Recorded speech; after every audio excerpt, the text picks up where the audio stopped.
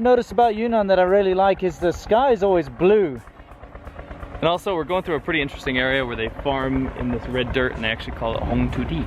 Yeah, red dirt. As you can see, the dirt's red.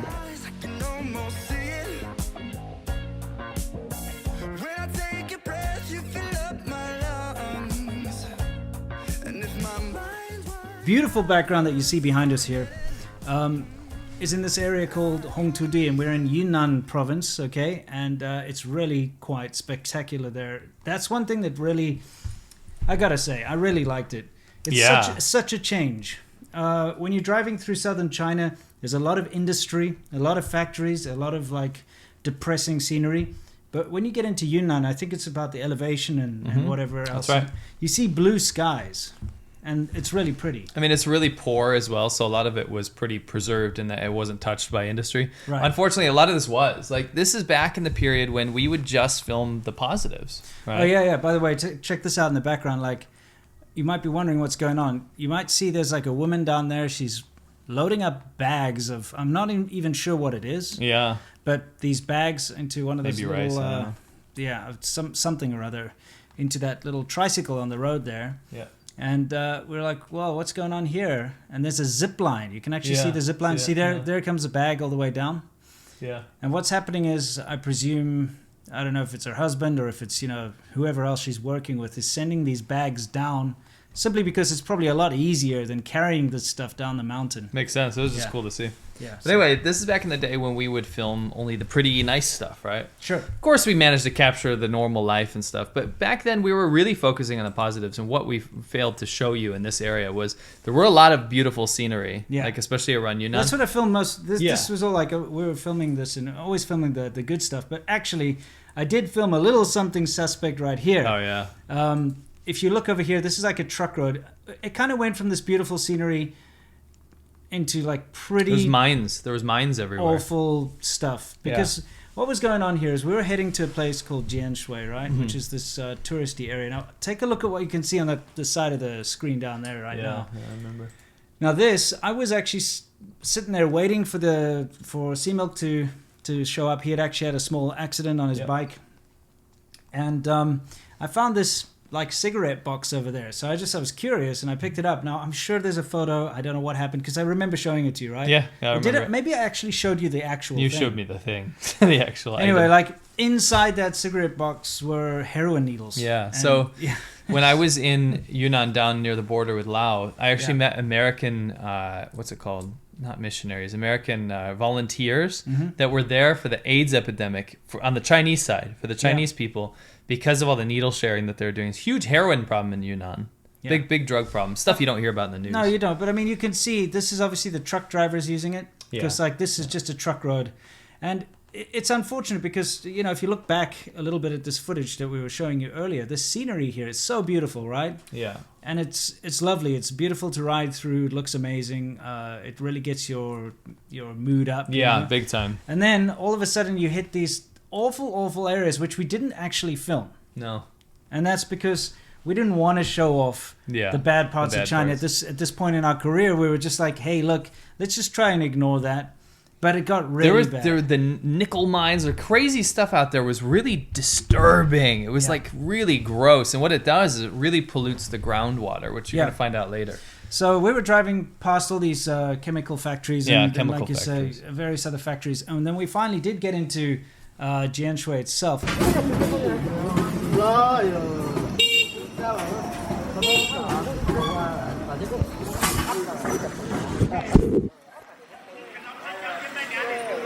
Hey, Tim. Yeah. Hey, Sea-Milk. Yeah. How do you feel? Terrible. Why? Because we just rode 460 Ks in some of the worst roads we've ever done. And where are we now? Jianshui, Yunnan. Yeah. Wish we had that car today. Okay, so you could probably tell that we were not in the best of moods. maybe you can just explain why we were in such a bad mood. No hate to our camera crew, but what happened was, this happened a few times on our trips when we were getting filmed, is we would go and do a massively hard route, And along the way, we'd be like, this is so key to our show. But we wouldn't have the camera crew with us. Yeah. Because what happened was they would get too tired and be like, no, these roads are too rough, and they would take the highway to get somewhere. And we would be stuck on these back roads. I think that day we almost did 500 kilometers. Yeah. On back roads, I should say half of which were not paved. Yeah. So imagine doing 500 kilometers on a motorcycle on a non-paved road. I had an accident. Yeah. And we're literally getting like almost run over by trucks everywhere. So you get kind of bitter at your film crew and you're like, we missed all these key elements of the show. Yeah, there's a lot of beautiful scenery we really wanted to film Not as just well. beautiful, but also like drama and stuff, you know? And, that's how it works in China. You hop on the highways and it's fairly You don't see straightforward. anything. Yeah, you just go from one city to another. It's a straight route. They've cut through the mountains, the villages, everything. I will go out there and say China's probably one of the most interesting countries you could ever travel through. You know, save for all the CCP crap. When that goes away, if that goes away someday, hopefully you guys can see it for yourself. But what I will say is that if you manage to travel through China on highways, it would be one of the most boring countries you've ever been to. Yeah. Because it deliberately misses everything. Yeah, exactly. Right. Because it's all about getting there as quickly as possible. So you don't go on these beautiful mountain routes or anything. You go from one new area to another new area. Yeah. Anyway, so that we were kind of pissed off, but we had to go out and film. We were feeling terrible. And we sat down, and you can see this guy behind us. What a character. We sat down in this restaurant, which, by the way, when we walked into the restaurant, the guy was chopping up dogs. Okay, that's so. Remember, I know you guys wanted to film all the dog stuff. At that point, I was pissed off. I was like, don't film it. I don't want this stuff in the documentary. And we were filming Conquering Southern China, obviously, during this time. The thing is, changed now. No, it's not that I've changed. It's just that I really don't like the whole dog thing. For sure. So I didn't want that to be associated with us. With us, I see what you mean. I didn't want that to be in our documentary being like, look, ooh, it's a dog meat. Let's try a dog leg or something. You know what I mean? Because that's how it goes. Oh, we weren't going to eat it. No, but you always see these travel documentaries and it's always like, ooh, this weird, wonderful thing. Yeah, and I was I was concerned that it was getting to that point where you guys would be like, oh, look, a dog brain. Let's try it out or something. So I was like, there's no way. I don't want you guys filming this. I don't want this to be a part of our thing. Okay? But we did get some footage of him chopping up a leg, and there was dog tails and dog crap that you could order there. Not actually dog crap. No, but dog bits. Dog heads. Yeah, you could order them in that restaurant. Anyway, I'm digressing here. I want everyone to know this happens all over China. Oh, this is not an area known for dog meat, by the way. No, definitely not. This is Yunnan. Yeah.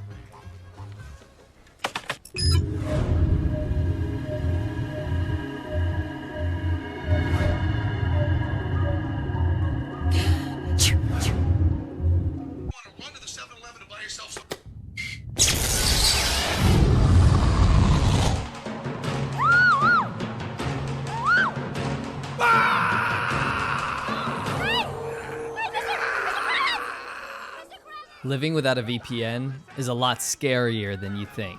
Unsecured internet is definitely a threat. If you're on the internet and you're not using a VPN, your data, your identity, your credit card, all of those things are at risk of being taken or seen. Not to mention, a VPN actually encrypts all of your data and kind of puts it through a tunnel so that nobody can see what you're doing online, including your internet service provider. But using a VPN is actually super, super helpful for other reasons too. And the VPN that we choose to use is NordVPN. It's super easy to hop around to different servers around the world. And actually, one of the coolest things you can do with a VPN is watch stuff that has been retired off of like Netflix or Hulu. For example, if you're in America, you can't go on Netflix and watch Modern Family or Brooklyn Nine-Nine or The Big Bang Theory, for example. But if I hop over to the France server or the Japan server or the Argentina server, I can actually go watch these shows again because they're available in those countries. You can go on the internet, find all kinds of websites of, shows that are being retired or moved to different countries, and you can just use NordVPN to hop around to different servers to see those. Don't forget to go to nordvpn.com/ADVChina. Not only are you going to get a massive, huge discount off of a 2-year plan, but you're also going to get one free additional month, and you'll be supporting the channel. Thanks. Here's the thing. What were we eating there? We were eating tofu. Okay. But not any kind of normal tofu. They're like little briquettes. They look like burnt little pillows. Yeah. And the whole area was famous for this. And the only reason we went there, I'm not even joking, the only reason we went there is to go see this tofu, which I'll be honest, I didn't give a shit about. Me neither. But Tofu in general, I don't give a shit about. yeah, I mean, like, well, I like tofu, but I'm not gonna make a documentary about it. That's on our film, guys. Yeah, yeah. That being said, every time we went to go do something like that, something interesting would always happen anyway. Yes. So sometimes these points were not because we were fascinated by tofu. It's more like it will be a conduit to something else. In this case, it was a conduit to something very scary. Yeah, you see, one of our producers / cameramen, he's obviously into the whole media scene in China, and so he's got his ear to the ground, and he watches all the other productions that are happening around China. And he'd seen this show called The Bite of China. It's called A Bite of China, which is wildly popular. Yeah, I think it probably even still abroad, is. Yeah. Where, they focus in on very specialty foods that come from certain areas. It's very well shot. It's very beautiful. It looks amazing. And when you watch it, you're like, wow, that's delicious. And he'd seen this one about this tofu here. And it had made this city famous because they sell this tofu all over China and abroad. Because, And even in Japan. Yeah. Because the whole point of this is that there's this like 600-year-old well where they get this amazing, beautiful water from. The quote is, it's all about the water. Yeah, it's all about the water. So this guy, by the way, as well, he gave us this water because you sit down in the restaurants there and it's like their point of pride, and they go and like fill up a cup and give it to you to drink. Like, oh, can you taste? It tastes a little sweet. I'm like, yeah, it tastes sweet. It's sweet whatever. like alkaline metals. Yeah, exactly. So I mean, look, at this point, we're buying it all because we haven't seen anything, and we're just like going off the word of the locals. We know that it's famous around China. We know all this kind of thing, so it's all cool. So the next day, I mean, the mines on the way in kind of told us otherwise, but yeah, you know, when you see that the city is surrounded by pollution, like factories and things, you're like, you know what, it's probably not going to be all that great. You just get that idea. Yeah. But the next day we actually went to the well, which is where things started to unravel a little bit. I want us we weren't looking for anything. No, I want us to take a look at what's going on here. If you watch the documentary, you'll see a little bit more of this. But the fact of the matter is, you had people coming there and just randomly filling up any old random, like dirty old bucket or whatever, right? So they're throwing filth into the well to take the water out. Yes, absolutely. But you've got, like, you see that guy there is filling up office water coolers, which is being sold to people to put in their house. Because that's how it works in China. You cannot drink the tap water. No, I think people need to understand. I've done water safety tests. You cannot drink the tap water in China. You'll get sick. Yes, you can't. And it's got heavy metals in it. So you can't drink the tap water. So everybody in their house, I mean, I had it, you had it. Yep. We all have those, like, water coolers. Yeah, exactly. You know those, right? Yeah. It's like you're in an office or something. But that's what everybody has to drink because you cannot drink the water that comes out of the faucet or the tap. No, it's not a developed country. No, so what you've got here is this guy filling up all these bottles with the water from the well to go and distribute to people's homes and businesses, which is a little bit worrying. Yeah. Because it's not treated water. No. You got all these people. It's raw water. You got people throwing in these like random dirty buckets and like gas cans or whatever they can to fill up and I presume either drink themselves or sell. You know. That's I mean, look. a gun. It's obviously a toy gun. Yeah. Oh, you see, there's the woman's filling up some like big jugs. Now that guy in the distance there, who's got that green bucket. Yeah. He called us over, and it was kind of weird. I don't know what his deal is. I think he thought we were from BBC or something like that. But the weird thing is he's there taking the water out himself. He said he's got no choice. You remember the conversation. We have no choice. This is where we get our water. Oh, yeah. He lived in the neighborhood next door. Yeah, so anyway, before we get on to what's going on here, I'm just going to take it back to the waterman. Okay. Waterman. So this guy who's got this little bucket over here, he approaches us and he basically says, well, he was shouting things out, remember? And everyone was around him was like just kind of brushing him off. But he was shouting, don't pay attention to him. Yeah. He was shouting things out like, this water is not good for your health. This water's poison, that kind of thing, all right? So everyone else is just like, whatever, dude, shut up. And they just keep filling up their containers. But we noticed a lot of people there. And again, we've got footage of some of the people in the documentary. You can see they all look a little sickly, to be honest. You know? Some balding, lesions. Some, like, kind of eyes a little bit weird. Yeah.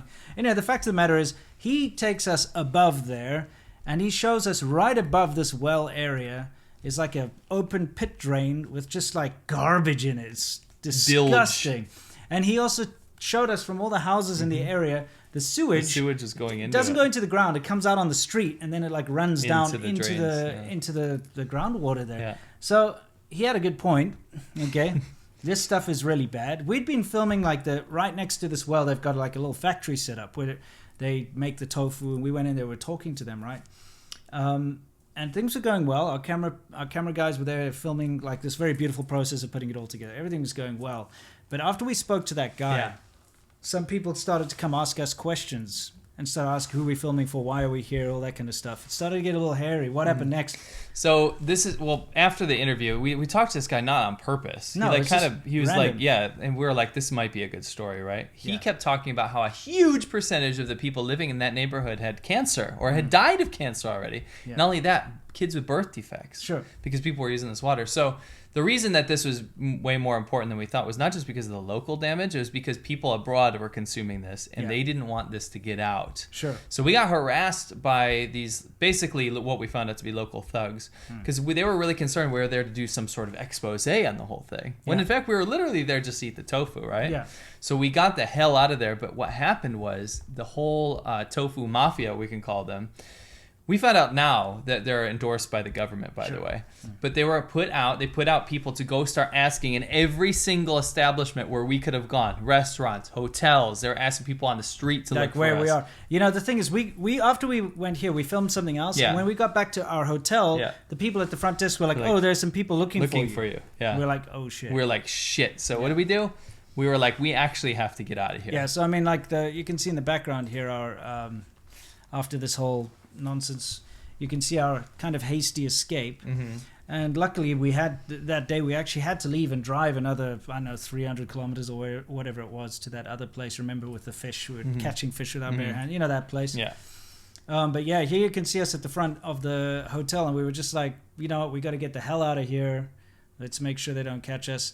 And they were apparently going from place to place, because there were a couple of places we'd gone where people were like, oh, there's some people looking for you. But when we got back to our hotel and they were like, hey, there were people looking for you, I'm just going to call them to let you know that you're here now. Yep. We're like, let's get the hell out of here right now. And the crazy thing is, we knew this was a bad idea to put in the documentary, so we didn't. Yeah. Right? We didn't actually put the whole mafia story in here, because what would happen is it would have followed us home. Yeah. Right? They would have actually gone after us even where we lived, because this is not just local to the area. You'd be damaging their whole business. Correct. Which is not only you guys have to understand the gravity of this. This isn't like going after like a local restaurant. This is going after the actual Chinese government, because what they've done is they've used this as part of their poverty alleviation propaganda. Yes. Look at this tofu that is a proud, honored, timed history, right, of Chinese culture and stuff. We use this to give people jobs, and the CCP is the reason that you have this tofu industry. Right. Yes. We've endorsed it. We've internationally sold it, and look, we can pull it up right now on Taobao. It's still being sold from the same gross, disgusting groundwater, and they've stifled every single report. I mean, people like this obviously know about it. The locals were very unhappy. Yeah. But their story was never able to get out. We're the closest thing that had happened to that, and they made for gosh darn sure that we weren't going to tell anyone about it. That's what we are telling you now. Yeah, exactly. So, I mean, this was a really hairy situation in retrospect, because we could have theoretically jeopardized their entire tofu operation. Millions there. and millions of dollars. Millions and millions. Yeah, it's an entire industry there. And honestly, from what we saw with our own eyes, that water's terrible. Oh, yeah, that tofu is contaminated. The water, there are factories, chemical factories and so on around the area. The groundwater. Go on Google Maps, you'll figure it out. Yeah, it obviously has soaked up all the bad stuff. You've got the sewage running from all the houses and all the various different buildings surrounding the well, basically running down into the well and into the groundwater there. You've got open, like, pit things up there full of garbage and stuff, just literally above it. And you know how water works, right? It kind of rolls down. It goes down with gravity. I've heard. Yeah, so let's just say there's the well. You walk up the stairs to the top of the well and then onto the street there, and you see an open drain with just garbage Sewage and bilge. oil and disgusting. And that's above that well. So that stuff's going down into the well. You know what I mean? So at the end of the day, it's another one of those things. China's face culture. Yeah, you know? I actually want to cap this off by saying that this is so not isolated. And this is the thing is, you can be in China not looking for trouble. Yeah. Like, we often were literally just in a place that we'd find out. This happened to me a bunch in Hunan when I do my travels. You'd find out you're in a place that's either wildly dangerous or really, really bad. Something bad is happening there. And then you get blamed for, like, being the guy that's there that's going to try to cover it, even though you're not. Sure. Right? There's a lot of really dirty, scary secrets in a lot of these places. And we had no idea. We went there to eat freaking tofu. Yeah. Ended up getting chased out by the mafia. Yeah, it's crazy. You know? Yeah, so that's another one of our interesting little tales. We did escape, as you know. We did. We completely. We had to go back that way. Rumor has it they're still roaming around Jianshui looking for two guys on motorcycles. We absolutely avoided Jianshui on the way back because a few days later we had to actually go past up to Kunming. So we went all the way around. It was a bit of a hassle. I could talk about some of the messages I got in WeChat, but I don't want to put those people at risk. No. Anyway, it's just another ADV adventure. Yep. Thank you for joining us, and we'll see you next time where we talk about another one of our harrowing experiences, either positive or negative. But, at least we can say we were chased by the Tofu Mafia. We sure were. Yeah. Anyway, until next time, you know the drill as always. Stay awesome.